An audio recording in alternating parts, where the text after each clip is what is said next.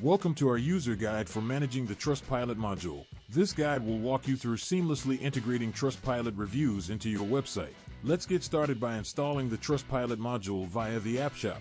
Once installed, head over to the Modules and Extensions tabs. Locate the Trustpilot module and click on the Edit button to access its settings. Now, let's configure the module. Toggle the option to enable the Trustpilot module for your website.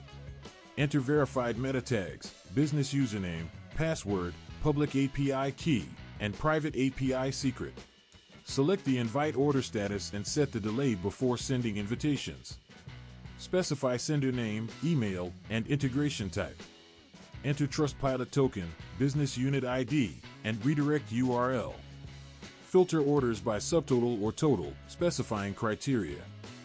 Click Update to save your configuration. With your Trustpilot module configured, you're ready to seamlessly integrate Trustpilot reviews into your website and enhance your online reputation.